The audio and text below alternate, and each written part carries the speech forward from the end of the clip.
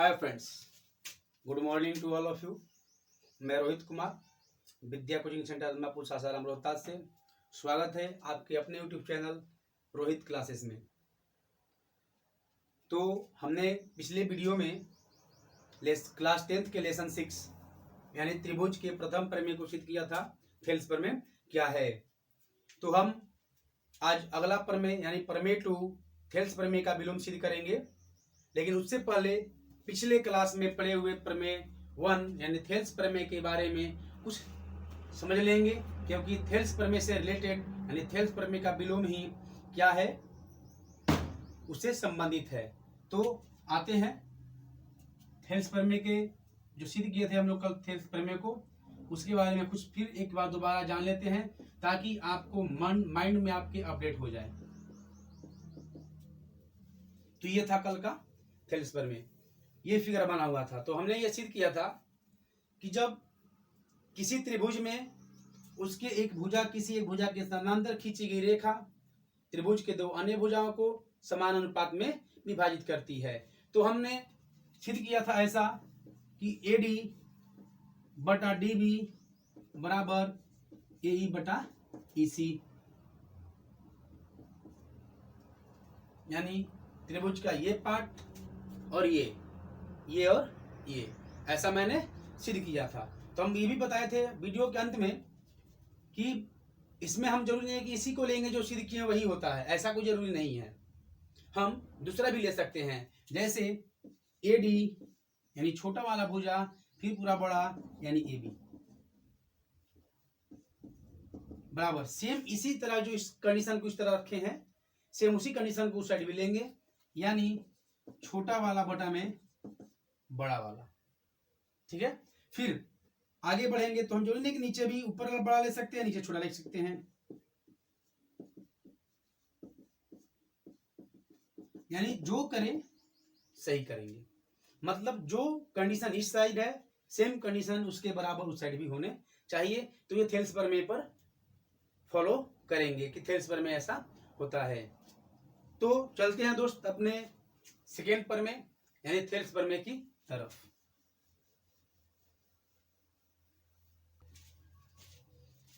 तो ये रहा आपका थेल्स प्रमेय का विलोम यानी प्रमेय 2।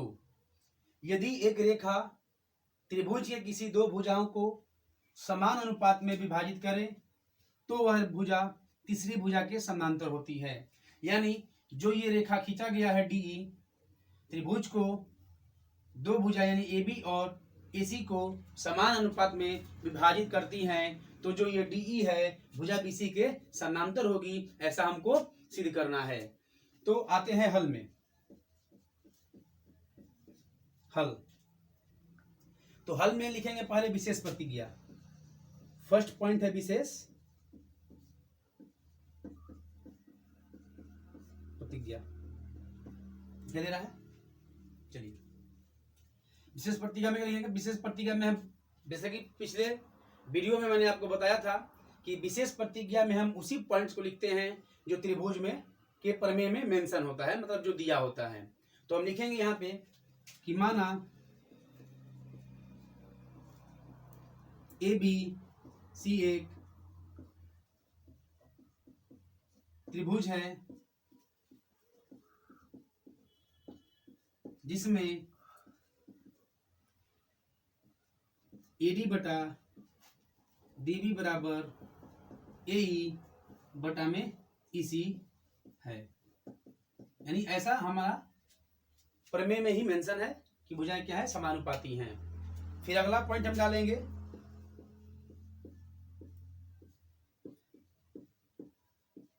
सिद्ध करना है। सिद्ध करना है तो क्या सिद्ध करना है कि DE समानांतर BC, हमें ये प्रूफ करना है कि DE समानांतर BC होती है। रचना में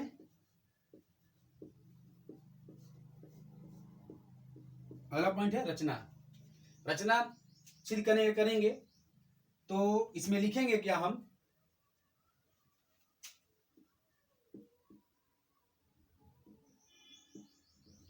माना मान लें कि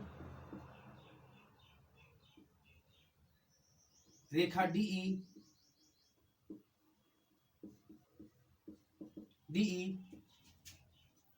भुजा बीसी के समांतर नहीं है। एक अन्य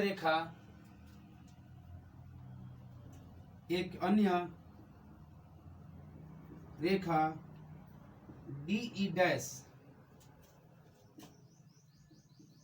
खींचा जो बीसी के समांतर है। मतलब त्रिभुज में हमको तो सिद्ध करना है कि डी बीसी के समांतर है, ऐसा तो दिया नहीं है, लेकिन हम खुद से एक ऐसा रेखा खींचेंगे बिंदु डी से ही लेकर के जो क्या हो बीसी के समांतर हो। तो इसको हम रचना के अनुसार हम फिगर में एक अन्य रेखा डी खींच लेते हैं जो बहुत ही ई के बहुत ही नजदीक होगा, ई डैश। ऐसा नहीं है कि जो ई डैश बिंदु है वो ई से दूर है, वो समझिए कि। तो हम आगे बढ़ते हैं। हमने रचना कर लिया। हमने रचना में ये देखा, रचना जो होता है खुद से करना होता है, जो एक्स्ट्रा वर्क हम फिगर के अंदर त्रिभुज के अंदर करते हैं उसको रचना कहते हैं। तो रचना में मैंने खींचा कि डी जो था बीसी के समांतर नहीं है क्योंकि मुश्किल करना है, और एक अन्य रेखा डीई डैश ऐसा खींचा जो बीसी के समांतर है। और हमको ये अपने दिमाग में हमेशा बैठा के रखना है ई डैश जो है स्वयं ई ही है, यानी ऐसा रचना किए थोड़ी सी मत बहुत दिन दूरी ना के बराबर दूरी हो, ठीक है। तो ई डैश कहें या ई कहें दोनों बात बराबर होता है, लेकिन हमको सिद्धि करना है तो दिखाना पड़ता है, लिखे हैं। तो हम आगे बढ़ते हैं। तो अब लिखेंगे प्रमाण। दिखाई दे रहा है ना, यहाँ पे चमक तो नहीं रहा लाइट से? तो लिखते हैं प्रमाण में। प्रमाण में हमको पहले ही प्रमाण जो दिया है एडी बटा डीबी बराबर ए ई बटा ईसी, ये हम लिख देंगे क्या दिया हुआ है, दिया है। समीकरण 1। हम ये बता दें आप लोगों को कि आप लोग मेरे साथ नोट करते चलिए, लिखते चलिए, ताकि आपको प्रॉब्लम ना हो।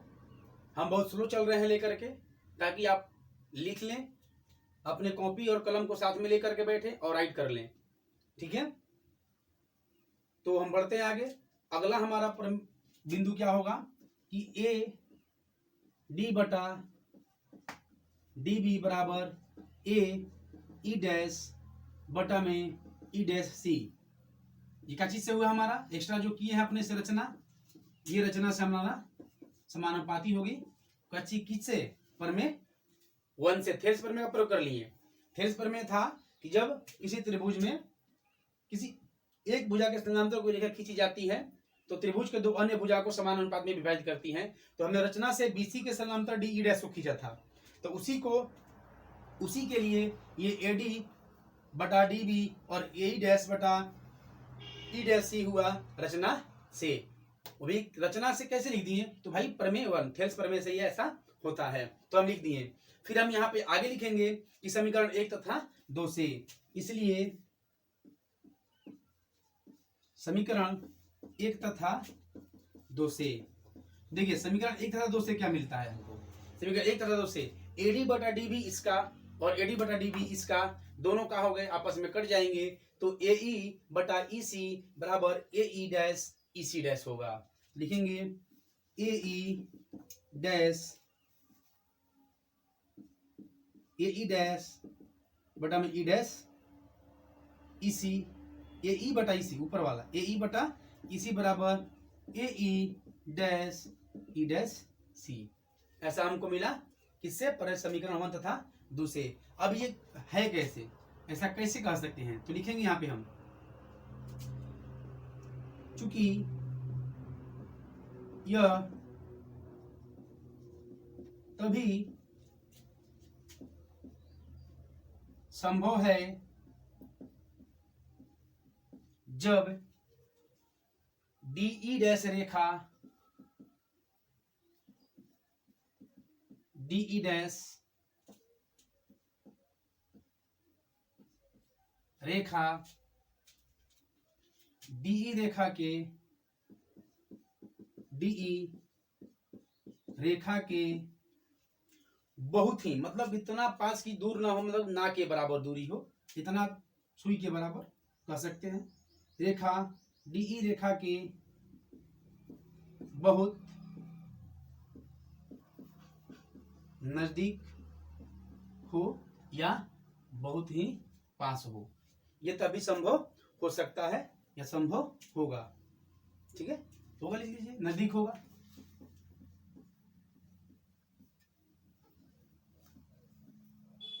नजदीक होगा। तो अब आगे लिखेंगे हम, इसलिए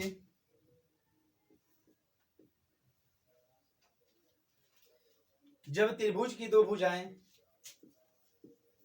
जब त्रिभुज की दो भुजाएं समान अनुपात में होती हैं,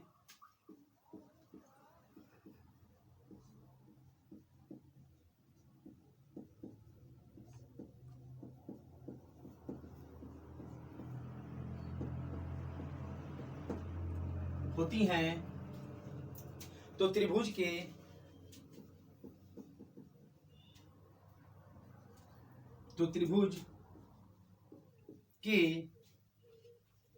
मध्य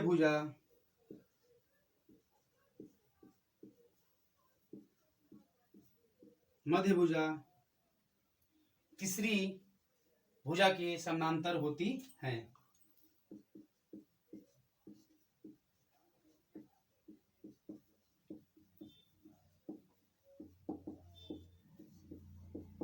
तीसरी भुजा के समानांतर होती हैं।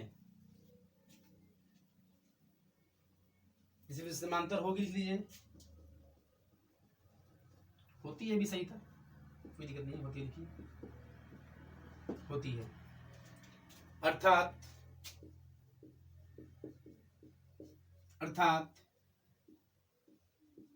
DE समानांतर BC प्रूफ। सो फ्रेंड्स, उम्मीद करते हैं कि आपको समझ में आया होगा, और आपको ये बता दें कि आप जब भी बैठे तो ये आपके क्लास का वर्क चल रहा है, अपना पेन और कॉपी साथ में लेके बैठे और स्टेप बाय स्टेप लिखते चलें और समझते चलें। अगर नहीं समझ में आए तो बीच बीच में वीडियो को रोक कर बैक करके पुनः उसको प्ले करें और सुने और बारीकी से समझें, जो बहुत ही आसान है। हम आपको बता दें कि प्रमेय और 1 और 2 जो हम सिद्ध कर चुके हैं, उसके ही बदौलत इसका अगला चैप्टर जो 6.1 और 2 है को करेंगे, इसलिए इसको हमको याद रखना बहुत जरूरी है। सो आप इसको नोट कर लें। सो धन्यवाद, थैंक्स फॉर वॉचिंग।